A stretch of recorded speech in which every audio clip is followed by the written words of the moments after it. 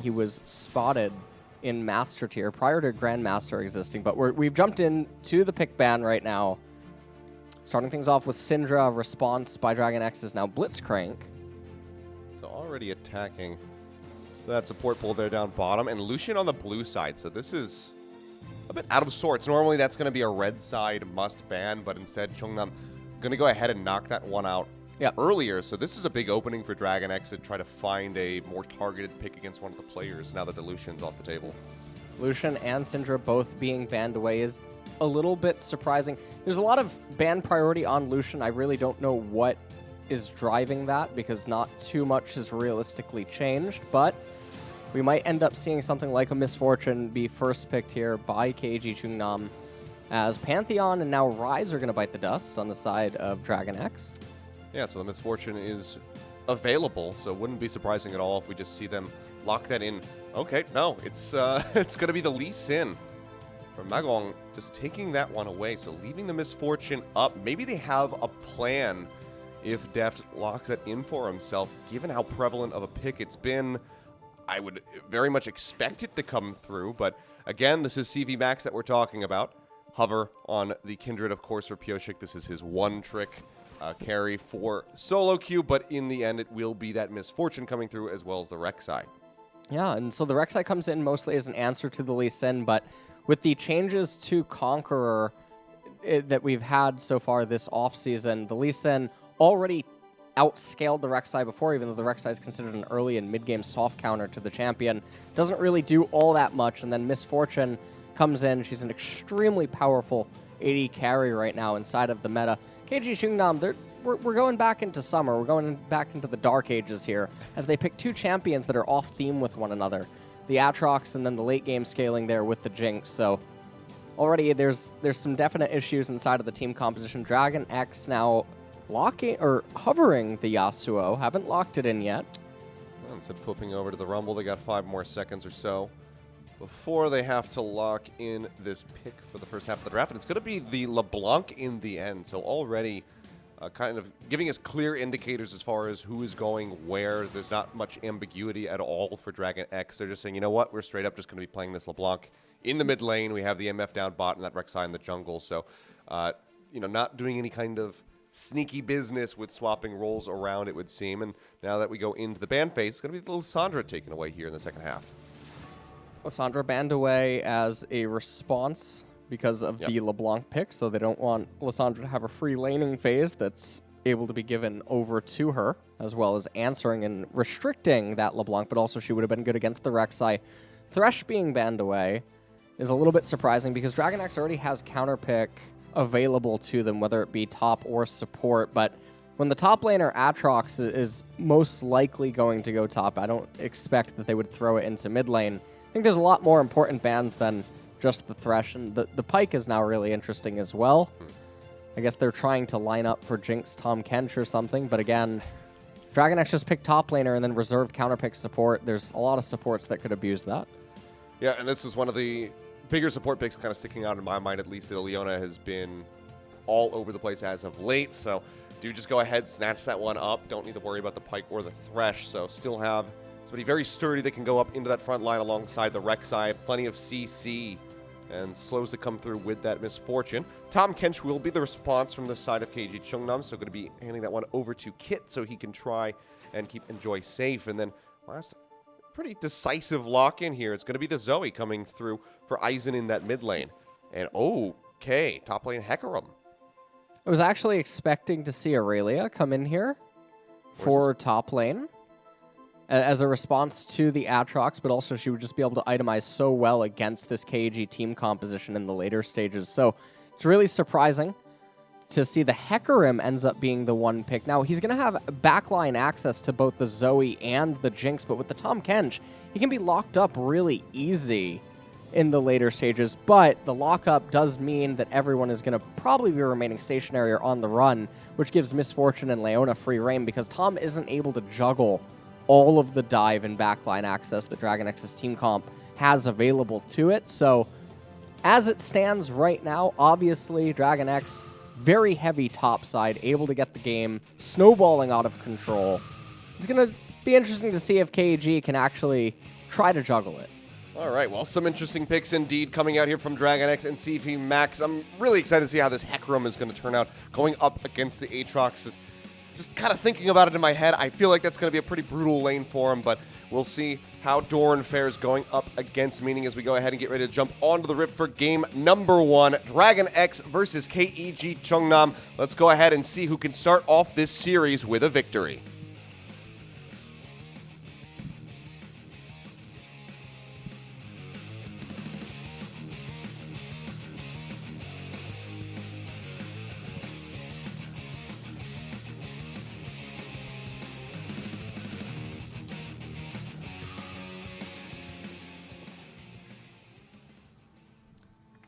And I know that your throat hurts, so we won't make you do the fan cheers here today, LS. It's all right.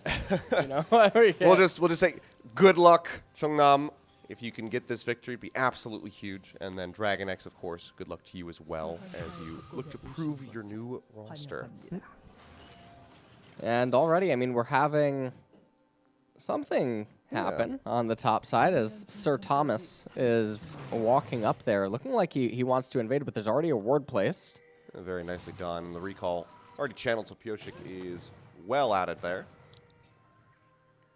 Auto attack against Enjoy to establish dominance here.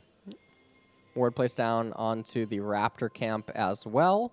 And DragonX, they're the ones that have a lot more options in the early stages of the game with the LeBlanc and the Rek'Sai can try to get some stuff going. The Lee Sin, likewise, he wants to try to match and respond to everything that's going to end up going on. And even though he outscales in the jungler matchup, and the Zoe, in theory, outscales the LeBlanc as well, there's still a lot of pressure that can be presented up in top lane and bottom lane. So we'll have to see how everything goes early game. It's also important to note that LeBlanc has Teleport as her summoner spell. Yeah, so a bit more passive in that regard. That being said, though, Chovy already trying to get a bit aggressive. Will take a couple auto attacks. See that proc coming through, so it takes a nice chunk of damage. And here's the top lane, which, like I said, going to be interesting. Already Doran getting zoned well away from the creep wave, but Meaning hasn't been able to get too many connections in with his attacks. Cancel on those ones, though. And, yeah, this is looking a little bit rough for both of these guys thus far. Yeah, not really the cleanest. Cancel auto attack and some suboptimal spacing right there out of Doran. He also does have Ignite. Lee Sin, sinning just like in solo queue here as he's running up top lane. Yep, just going to be charging his way through. Ward dash to close the distance, and that is just going to be Doran going down even with the Sonic Wave. He almost trades it back, but Meaning will be able to survive with a sliver of HP as that Ignite does fall off. TP instantly going to be coming back through from the Hecarim, which means that Meaning has to get out of there, so he's just going to leave the wave, which Doran will miss out on a couple of those minions. But first blood already for KG Chungnam, so very good start here for the rookie squad. Yeah. Lee Sin managed to sin successfully by just pathing straight from his red up into top lane. And it ended up working out. Doran now going to be down teleport, down the Ignite, and the lane is now slow pushing into Aatrox. So if Lee Sin actually just does his Gromp and then his Wolves, he can immediately go back up to top lane. And even if Hecarim has the ability to run away, it doesn't mean that he still won't take a huge chunk of damage, and Rek'Sai won't be able to just magically path top lane to help him out. So definitely a very awkward spot for DragonX to be in very early on. Everyone knows where Rek'Sai is, even if they don't have vision on her. Well, fortunately for Doran, has scooped up a decent amount of CS as Meaning makes his way back up to the lane. So as far as the gold is going to be concerned, he'll be keeping things relatively close. The Scuttle down bot for some vision. It seems like we will be seeing Pioshik pushing into the enemy jungle, trying to lock down Magong and find out where that Lee Sin is. He's already hovering back around that top side of the map, so maybe we see a revisit onto Doran because, you know, like he said, he took the Ignite. He doesn't have Flash, so it does make him a bit of an easier pick-off. But taking his time, we'll just be working his way up through the top side of this jungle. But neither jungle are going to be spotting each other, so we'll see the first backs come through for both. So right now, Aatrox actually, he has a freeze that he can go for here. Lee Sin, yeah, correctly going to cancel his recall.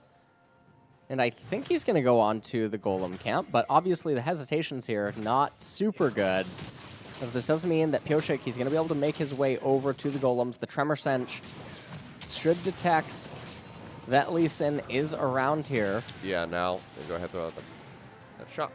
Notice that he's not there, so Doran pushing forward, trying to get up on top of him. Pyosik hovering a bit further behind. Will just be a safeguard away for Sonic Wave as well to go ahead and create that much more distance. So Magong going to be perfectly fine getting out of there. Meanwhile, in the bot lane, making it rain is Def, just getting a decent amount of damage. We'll use that Devour from Kit to go ahead and try to mitigate the damage coming through onto Enjoy, but he's low on mana and around half HP. One big engage coming through from Kyria, who is just now dinged to level 4. They jump in, get the sun underneath the tower, making it rain yet again, but that chip damage just is not enough to finish him off, so goes dangerously low, but they can't quite get that kill to equalize things overall. Meanwhile, Dorn back up into the top lane, just going to be swinging away, trying to get the kill here onto Meeting, dancing around the minion wave, and will be able to force out a flash, so very good aggression from the Hecarim up top. And right there, it was really close. The Ignite was about to come back up, and he spotted. Aatrox flashes away. Doran's going to try to just go 1-for-1, and this is okay. The opposite of what is good. Well, that's not ideal. Now, I know what he's trying to do. Obviously, he thinks that, okay, there's no way for me to get out of this. If he can trade 1-for-1 and Aatrox loses all the minions underneath the turret in terms of the XP and the gold, it would be a really big win for DragonX, but not quite able to do that. Now, this Aatrox pick's not really working out super well. Interestingly enough, Deft and Kyria, they're walking away on the recall with the ability to conserve the teleport and having a massive CS advantage. So they went out there, but really nice interrupt right there by Meaning. If he doesn't get that interrupt, then he is dead, and Doran's plan goes perfectly. But, I mean, yeah, Meaning just kind of by a stroke of luck and a little bit of, skill here is just coming out on top. 2-0 now, has a bounty on his head as well. And he's not that far behind as far as that CS is concerned. So he is looking pretty good so far. He's holding his own at least. But, DragonX definitely need to stabilize a little bit. They have the gold lead here in their favor. Kills just still eluding them, and turret damage mostly going to be on the bottom side of things, of course. And now the wave is also coming back into the Aatrox as the Rek'Sai is going to be in close proximity. Deft, down in bottom lane, still has a really nice CS lead. As we take a look at mid, Chovy is doing just fine right now. Yeah, he's handling himself well. A little bit of damage after that Sleepy Trouble Bubble, but nothing to be too concerned about. Has nearly that 20 CS lead coming through for himself, so is handling him quite well in that mid lane. The other thing right now that we see happening is it really does feel like DragonX is just playing their lanes individually without any regard to their jungler. Pyosik really hasn't done anything this game other than farm, but you can also just see the size of this minion wave and the speed at which is being pushed doesn't really achieve anything, and there's no way that Rek'Sai is going to be in close proximity, so why Deft and Kyria don't just hard shove faster to get a cleaner crash rather than just give Jinx and Tahm Kench the ability to free farm with zero pressure is a little bit beyond me, but they're going to start over the Cloud Dragon right now. They're going to try to utilize the slight amount of bot priority, but realistically, not a lot is going on, and there's not too much destruction happening outside of these small CS leads plus top. That's the bullet time right there, and Enjoy nearly got taken down. Almost couldn't get out of that cone in time. That's what Kyria's going to be wrapping around the backside, just in hopes of perhaps landing a Zenith play, but will not be able to find it. Instead, they will have 3 members if the Cloud Drake goes down to help break down this Tier 1 turret here in the bot lane. Wave is thinning out, but they can still get a significant amount of damage. Minion's still far off, however, so going to be a little bit close as far as whether or not they can finish it off. And with the Rek'Sai pulling away, it seems like they will not be able to. Rift Herald, in the meantime, going to be taken by Magong to try and answer back a significant amount of tower damage. So we'll see which lane he wants to prioritize that for. And the Rift Herald. Okay. All right. He did go back to get it. I thought he was about to. Yeah, he picked it up. I thought he was about to walk away. That's only happened a couple times in professional League of Legends play. Yeah.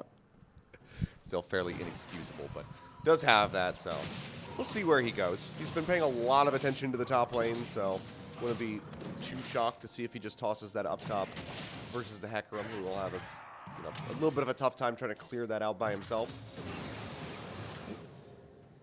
And CS advantages are really all that is going the way of DragonX so far, as we're gonna be in a little bit of a lull state right now. 3.5 minutes until the next Mountain Dragon, and unless something catastrophic ends up happening, probably shouldn't be a kill. Yep, likely just going to be a bit more trading back and forth, a bit more chip damage on the towers for a while as we wait for that next objective to come back up. So very passive play from the side of DragonX. You should know that they have the lead. They can take a look at the CS figures and just, quick math that calculation. But, it's not comfortable enough for them to really move forward and start making unnecessarily aggressive moves like we were seeing from the likes of ULSAN just a couple days ago. Well, looks like the junglers are running into each other very briefly, but again, not really much being achieved. Now, Pioshik, he can find solace in knowing that his laners are individually winning the lanes on their own. Not really quite sure what Lee Song's trying to do right now. Yeah, just a couple whiff shots there. So the jungle not going to connect. Another bullet time, meanwhile, in the bottom lane as Pioshik does arrive. Take a shot over the wall and threaten the dive as the turret is quite low, but the minion wave is just now arriving. And support likely going to be on its way as we do see Magong and Aizen starting to cheat their way down through the jungle, so this is going to have to be an abandoned attempt at a dive. Well, up top, it's just going to be the Aatrox and the Hecarim show, going back and forth. This time a little bit more damage coming through as Meaning does get the connection with his shots. Doran's actually ahead in XP, despite giving up the 2 kills. Truly is a little bit impressive that he's managed to wiggle his way into a slight XP advantage up there in top lane. But as it stands, really, I mean, there's just small skirmishes that are happening back and forth in top and bottom. Obviously, bottom getting the better end of everything. Deft and Kyria are managing to pretty easily dismantle the Jinx and Tahm Kench bot lane without really struggling too much at all. So 1.5 minutes until the Mountain Dragon. Now, it's not really going to do a lot because there's not on any real defensive items that are going to be picked up by any of these champions outside of Hecarim. Yeah. And I guess the tier 2 boots for Rek'Sai. So the amplification is pretty pathetic. And so if you're a DragonX fan, you're looking at this game and you're really hoping for an Infernal Dragon to spawn third so that you can get the Infernal Soul for this team comp. Yeah. Because in Ocean, that also doesn't really achieve anything all that much either, given who your champions are. Well, unsurprisingly, Rift Herald's going to be somewhat up here in the top lane. Doran taking a decent little chunk as the charge gets ready to come through, and that tower is going to be getting knocked down here. You would expect Sonic Wave in the Fear going to be coming out. Doran trying to survive, gets his way away from that Infernal Chain. Ignite is ticking, sets up the kill for Chovy. He will go down, and they do get the first turret killed off in the bottom lane. Chain's going to be connecting from Chovy, trying to finish off Meaning, who has that World Ender popped, and will just be running away. Leaps over the wall and has Aizen here to back him up. LeBlanc is quite low, does have flash available, and is chugging on that refillable potion, but can he stay alive? Seems like they will just be abandoning the push as Pioshik gets some free damage here onto the mid turret as well. Yeah, he's going to get himself some turret plates. Turret plates have been nerfed in the off-season. They're only granting 120 gold now, so not the biggest victory as it would have been before. Deft going to rotate into mid to craft the Cannon Wave just before heading over to the Mountain Dragon, I would assume. He would pick that up with the Rek'Sai before recalling. It just now has spawned. You know, I mean, the mountain spawned and you have a bot wave about to get shoved back into you, but, you know, we don't want to eat it on spawn. We got to get the Gromp first. We got to randomly move around, recall for the BF sword. It's actually going to be started off by Magong, so he's got the Mountain Drake going, and you can see Pioshik's not really pathing around towards that side, so it seems like DragonX just doesn't have that much vested interest in securing the second Drake, so will be one picked up for Chungnam. And as you were hoping for, or saying that DragonX would be hoping for, an Infernal will be the third, but now they're that much further away from being able to get the Dragon Soul. Well, yeah, they're not going to get the Dragon Soul as easily, but now this allows them to pick up 3 Infernals. Okay, so that's very what true. There you go. That's the silver lining. That's a big gamble. Now, if that's actually something that they consider as a gamble, I suppose it actually wouldn't be that bad, but that obviously would require the opponents to take the dragon for you and obviously not handshake any sort of a team fight. So Not really quite sure if that kind of next level thinking is actually going on, but it is interesting to note that it could be. Yeah. Well, we'll give them the benefit of the doubt for now, perhaps. In an interview, we can kind of find out why they just conceded that dragon. We'll see if this was a pre-planned situation scenario that they had gone over with CV Max in the past. Either way, Chungnam does manage to find their first Drake. Still going to be in the lead as far as kills, so 3-1 there, but still down by 1,500 gold. So DragonX just winning out by sheer CS numbers here at the moment, as well as getting that first turret does help them out quite nicely. The turret has taken a bit of damage here for the side of KEG. So need to reinforce that, make sure that Eisen can hold the line and keep things protected, as it seems like it might just be double Rift Herald picked up for Chungnam. Yeah, they're doing a pretty good job at getting these, or this objective in particular. But obviously it's post 14 minutes, there's no turret plates to gain. And also both of these team compositions are not necessarily one that relies heavily upon a mid-tier 1 turret or something. Oh, flash forward in, looking for the stun, but power will come through, so Kyria not going to be able to get the lockdown there onto Enjoy. Bullet time going to be ripping them to pieces as we see Magon go golden. Keeps himself alive. Kyria taking a bit of a damage as the Aatrox arrives into the back lane, but seems like he will be able to survive for now and actually finds the kill, taking it down. Kit, everybody just kind of spreading out, not really collapsing in anywhere, but they just win the fight. That's going to be 4 members gone. No one on DragonX dies. It looked like DragonX might be losing several members there at the start, but just sheer outplay comes through. They know their limits. They stay well within them. They get the kill. They get the Rift Herald. Now they're going to get this mid turret. Yeah, they're going to get the mid turret as well. They're also going to get the top turret. And honestly, I'm pretty fine with almost calling the game right there. And the reason that I say that is because they're going to extend their lead to just over 5,000 gold. They're also going to definitely be in the driver's seat to get the Infernal Dragon. And once that ends up happening, their advantages across these champions, as well as just the discrepancy in skill between the players, should mean that it should be a pretty easy game to close shortly after the 20-minute mark for DragonX. And there it is. The final sidestep does deny the Sonic Wave, so everybody will, in fact, be able to survive. I mean, the extended fight, Pioshik makes his way out. We'll take another look at this, because this was a bit of a chaotic fight, but DragonX, they played it so well. Yeah, so I mean, they're continuing on into the Rift Herald. Kyria lands the Zenith Blade and follows up with the stun. The exhaust comes out onto MF, but doesn't really matter. The bullet time wasn't really going to do all that much from that angle anyway. And then at this point, Aatrox just doesn't have enough damage to kill Deft regardless. So Chovy and Deft able to bring him down. And at that point, I mean, it was just, they're starting the Rift Herald. It looked like they probably were just going to get it for free if DragonX doesn't want to contest. But when DragonX does go to contest, they're in a position where they can't really win the team fight. And then the next question becomes, well, you're getting the Rift Herald at 15.5 minutes. There's no turret plates, and there's no real important Tier 1 turrets that are worth capturing relative to the team comp. So why be in that position would be the question.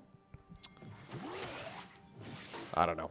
Either way, rough position now for Chungnam to be in. We have the Infernal Drake getting ready to spawn in about 45 seconds. And given that team fight victory, given that we have a, 0 kills, but also 0 deaths with 4 assist MF and a 4-0 LeBlanc, Chungnam, they really need to thread the needle on a miracle if they want to try and turn this back into their favor. Already you can see meaning getting focus here into the bottom lane. The Fear going to be coming through. Pioshik just waiting to pop out, try to get that knock-up going. So far, not going to be able to do it, but they just forced the flash by sheer presence. The ult going to be coming through as they dive in underneath the tower. Doran going to be taking a shot. Sonic Wave comes through. They hit the resonating strike, and Pioshik actually gets clipped by the tower, and they throw that one all away. 2 kills, however, coming through on the other side. I don't know what to say about that. So it's a 2 for 2. I don't know what to say about that. It's Doran and Pioshik playing very questionably. I think I need a bathroom. Everybody else playing pretty cleanly. We'll get a look at what happened in the mid lane since we missed it. Well, Chovy standing pretty far back away from Tom, but then jumps in with the distortion. And it was a pretty easy cleanup right there. Just the damage that they have is so high. Leona helping take down the turret using the LeBlanc clone, tanking the aggro, eventually brings down the Sir Thomas Kent right there. They're actually starting the Infernal Dragon. They're going to try to go for a burst. Oh, Chovy. Okay, he's just going in over the wall. I don't think he really realized how many people were there, but even so, just takes Aizen nearly down. And the Infernal will be scooped up by DragonX, so making sure that Chungnam does not find that slight window back into the game. All right, well, that's going to be the Infernal going over to DragonX. They have a 7,500 gold advantage right now in this game with the Infernal amplifying their stats. And Chovy, God knows why he has a Morellonomicon on his LeBlanc, so it's really great to see that moving into Season 10, itemization is still difficult. But he does have the Magi Soul Stealer. You know, so... Yes, he does. I didn't notice that until right now. So, going for the Magi, styling on him a little bit. I mean, 6-0-2, when you're that far ahead, it's probably a bad idea to not go ahead and take that for yourself. Chovy right now playing around with Magong here. In the mid lane, the chain does connect, forces out that safeguard to the ward, just so the Lee Sin can escape, because if that lockdown came through, he was certainly going to die. Well, at this point, it just becomes about threading the needle. We're just over the 20-minute mark, but one really bad team fight will spell the end for KG Chungnam,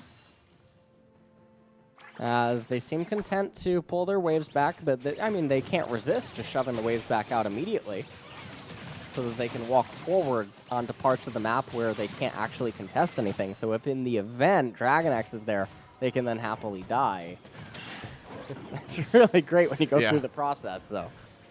Well, right now they're struggling to leave their base because Chovy is just constantly popping over walls. You can see them just having to use those very shallow defensive wards to make sure the LeBlanc is not lurking in the shadows, because he can one-cycle just about anybody on the side of Chungnam right now.